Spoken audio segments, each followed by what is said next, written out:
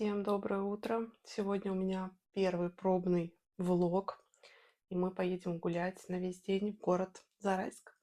Только проснулась, поэтому сейчас собираемся и выезжаем гулять. Ну что, мы собрались, оделись, и сейчас будем уже выдвигаться. Я не очень помещаюсь на рост своей прихожей. Сегодня буду выгуливать такую футболку. Позавчера взяла в Зарине. Так что едем гулять такими яркими.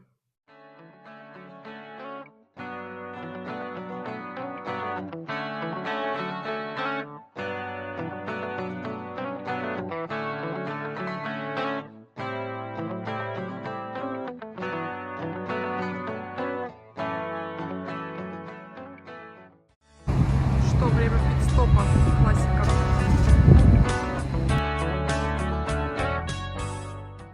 Проехать мимо хот-дога нельзя, конечно же. Ну вот такую красоту мы взяли. Когда еще мы поедим хот-дог? Только на заправке.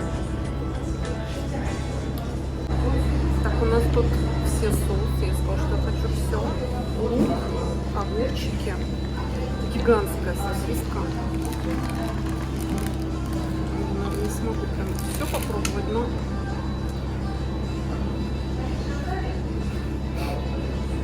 не думаю, что это сильно красиво. Но это вкусно. Это вкусно. Мне капец как вкусно было. Я так давно не ела хот-доги. Было очень вкусно. И вот эта вот газировка мандариновая очень вкусная тоже пошла. Остановка на хот-дог у нас была примерно на середине пути, поэтому после того, как мы покушали, мы отправились дальше. И время в пути составляло примерно еще 1 час до города Зарайска. Ну что, мы прибыли. Муж вон там стоит, отмечает, где мы запарковались, чтобы мы потом не потерялись. Мы потихонечку пойдем к Кремлю. Вообще так зелено, симпатично пока что. Будем изучать. Такое симпатичное место мы нашли. Какой-то ресторан. Ресторан История называется. Очень так атмосферненько.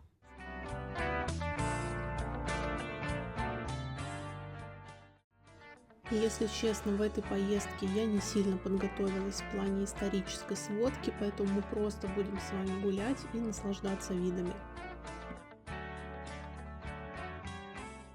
Мы решили обойти Кремль по кругу. Вокруг него обойдем. Сейчас прогуляемся, посмотрим, что здесь есть. И потом уже пойдем внутрь. Пока что очень симпатично, очень красиво. Мне нравится. На самом деле так уютно. Мы вот буквально у стены Кремля стоим. И здесь такая дорожка.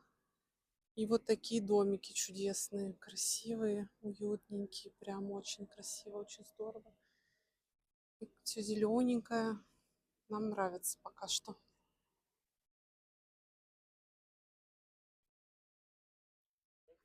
Мы на подъезде к городу видели рекламу именно вот этого магазина фермерских продуктов зарайских. Мы внутрь пока не заходили и вряд ли пойдем. Но если кому-то интересно, думаю, что здесь должно быть что-то интересное. Когда просишь мужа поснимать, но не придумала пока что говорить. Поэтому просто красивый кадр. Такие вот миленькие домики здесь. А напротив прям Кремлевская стена. То есть люди некоторые живут прям вот напротив. Здорово.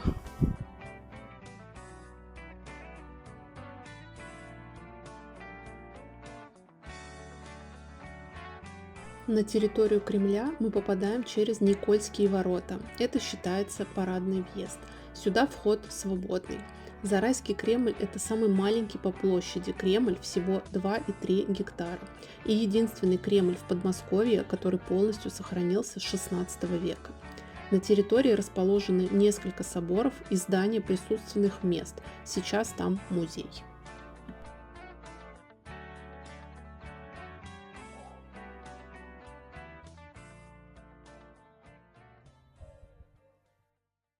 Посмотрите, какое уютное место здесь около Кремлевской стены. Тут тотальная тишина, лавочки, лужайка, эти одуванчики. Очень красиво. Я не могу перестать снимать вот этот пятачок, потому что тут очень как-то уютно, живописно, особенно сирень. Вот это. Не знаю, как в кадре это видно, но вживую это очень умиротворяюще.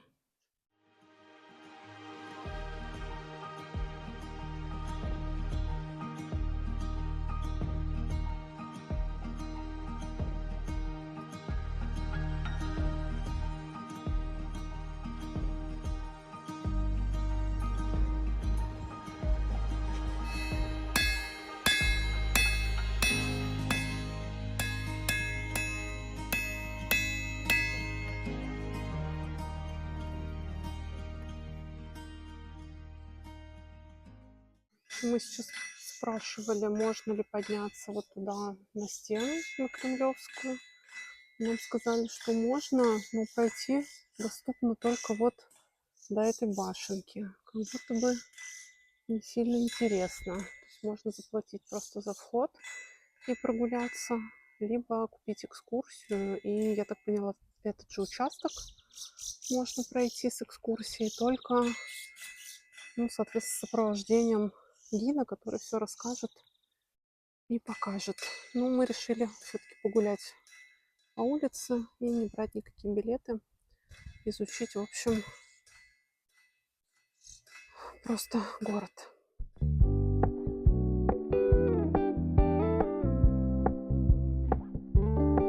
We're gonna keep it low key, keep it softly spoken, with no strings tying you to me.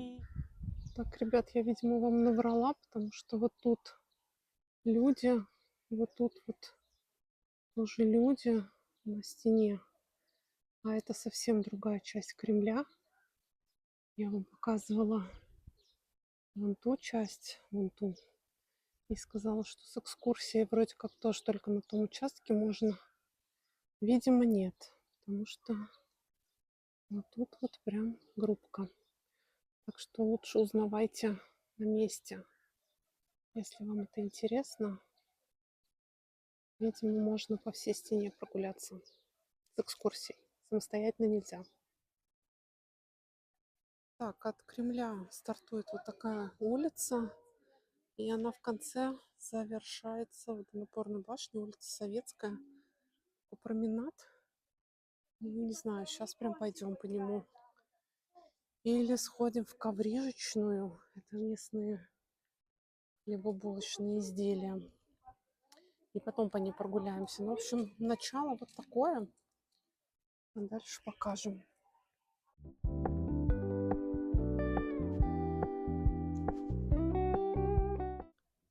Так, ребят, я опять вам наврала. Я только что снимала вот оттуда. И думала, что водонапорная башня вот там где-то. Но там Коврижечная. Вот она. А башня по итогу вот там. Вот она. Что немножко я попутала все. Мы идем выбирать, посмотрим, что нам предлагает Коврижечная.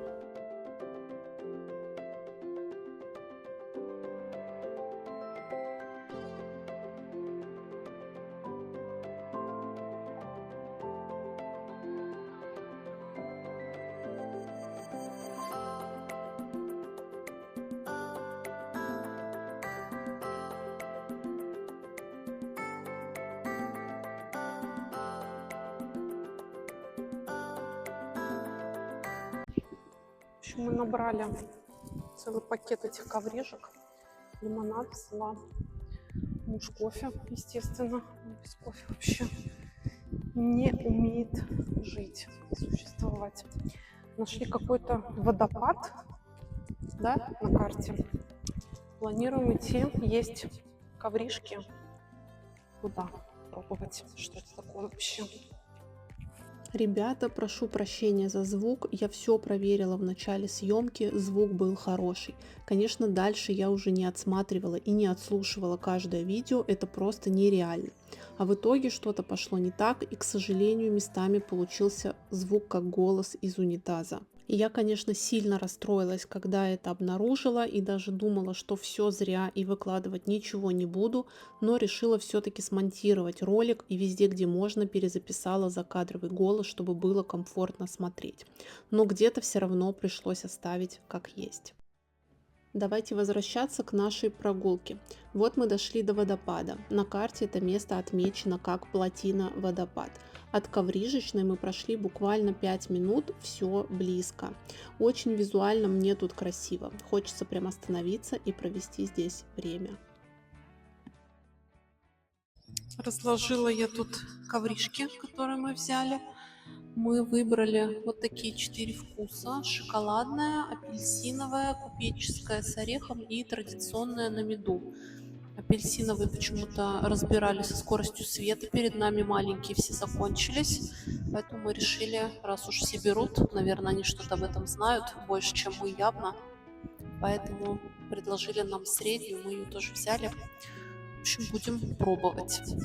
Ну что, я уже подготовила все ковришки, будем пробовать. Начнем с традиционной. Это на меду. Вроде как именно такую готовили много-много лет назад.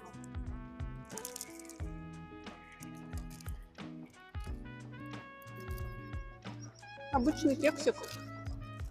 В целом неплохо. Я, правда, кексы не очень люблю, но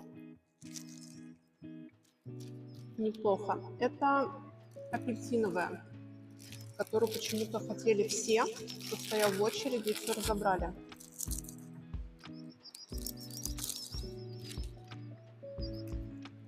То же самое, только с апельсином.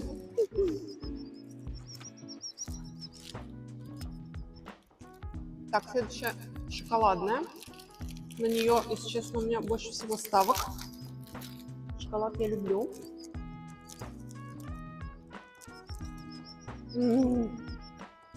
Вот эту буду есть и я, все остальное будет есть мой муж. Там прям кусочки шоколада внутри, как будто бы тесто мягче. Вот это мне прям понравилось. И последняя купеческая с орехами. Что у нас здесь?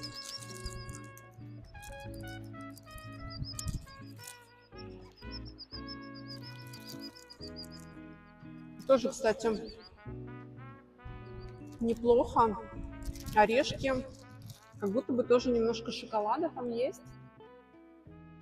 В общем, наверное, мои два фаворита — это вот шоколад и купеческая с орехами. Так что будете здесь, попробуйте хотя бы ради интереса. Неплохо, неплохо.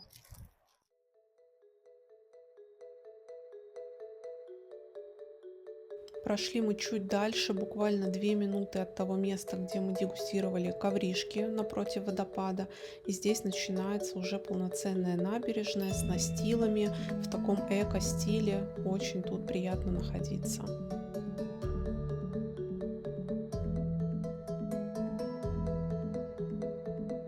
Мы с мужем очень любим гулять пешком, а здесь прям идеальное место для пеших прогулок. Ощущение, как будто бы ты находишься в каком-то заповеднике. Нам прям очень понравилось.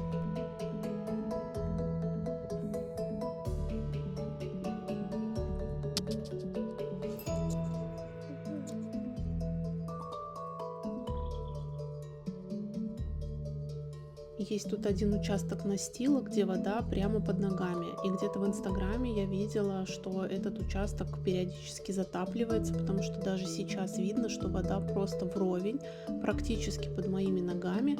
И еще чуть-чуть буквально, и здесь уже будет все затоплено и будет сложно пройти.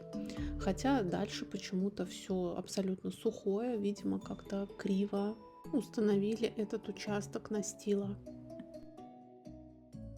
Вот оно детство. Мальчишки рыбачат, занимаются какими-то своими делами и не сидят в телефонах, как сейчас многие это делают.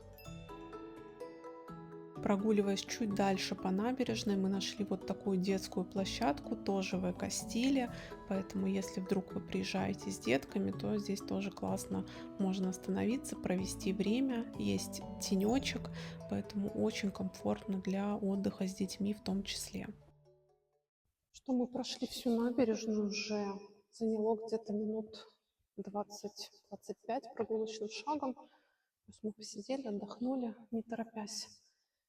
И теперь выходим в город и двигаемся к Водонапорной башне. Посмотрим, что там. И в целом, наверное, все. Мы вроде бы все посмотрели здесь. Пару локаций осталось. Вот оттуда мы стартовали. Это стены Кремля. Как раз прогулялись мы вдоль реки Осетр и поднялись наверх. Здесь тоже есть парковка. Можно начинать прогулку и отсюда. Также есть вот такие классные бинокли, чтобы рассмотреть панораму. В общем, нам очень понравилась прогулка. Так, мы прошли через парк Леонова. И там какая-то туса, возможно, вы слышите, там музняк орет прям вовсю. И тут тоже так уютно, прям улочка классная такая. И мы вышли прям к Водонапорной башне. Если я сейчас переверну, вот она. Такие вот домики здесь.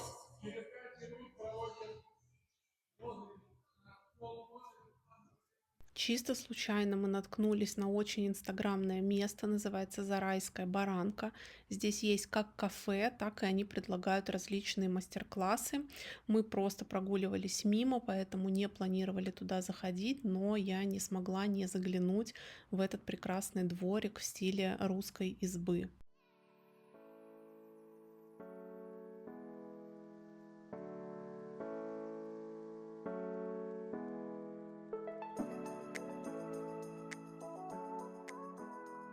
Наконец мы дошли до водонапорной башни. Если честно, мы планировали подняться наверх, но когда заглянули туда, увидели, что там выдают каски и подумали, что, наверное, нам это не надо, тем более стоит жара и довольно душно будет, скорее всего, подниматься.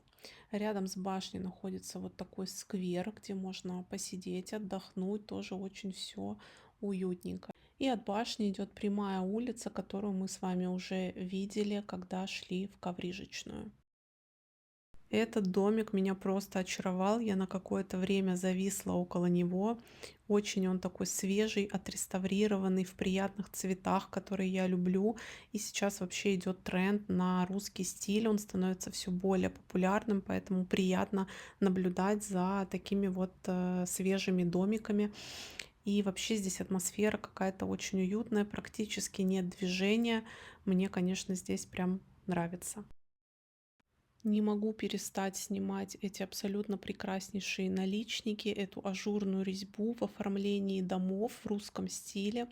А на этой улочке вообще какая-то особенная была атмосфера. Муж сказал, что как будто бы даже не хочется шуметь, просто идти, прогуливаться и наслаждаться тишиной.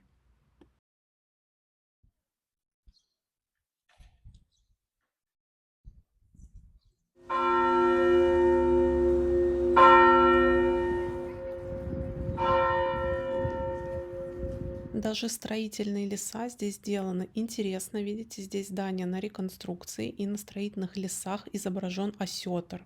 Как раз символично, да, потому что река, вдоль которой мы сегодня с вами прогуливались, тоже называется Осетр. В конце улицы мы проходили мимо такой очаровательной булочной с красиво оформленной витриной. Такая там женщина с баранками, с чаем. Немножко отсвечивает, не видно, но на самом деле очень прям красиво все оформлено.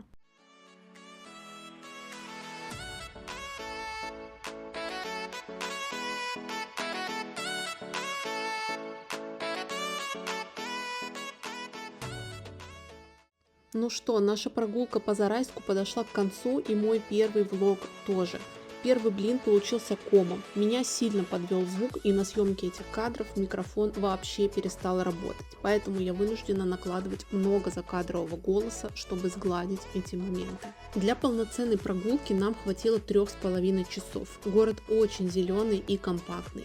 Мы небольшие любители соборов и музеев, больше любим гулять и изучать именно сам город. Если вам интересны экскурсии и музеи, наверное, стоит заложить чуть больше времени. Мне больше всего понравилась набережная реки Осетр. Очень круто там все организовано для отдыха, поэтому это место я точно рекомендую. Ну и Кремль, конечно же, тоже.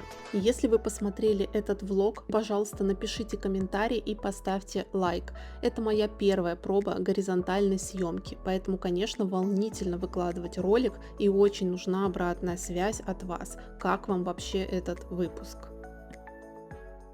Мы уже собирались уезжать, но машина нагрелась так, что внутри температура как в аду. И пока там работает кондиционер, я пытаюсь прятаться в тени, потому что уже конкретно напекло голову. А муж решил, что это забавный кадр, поэтому мы это сняли.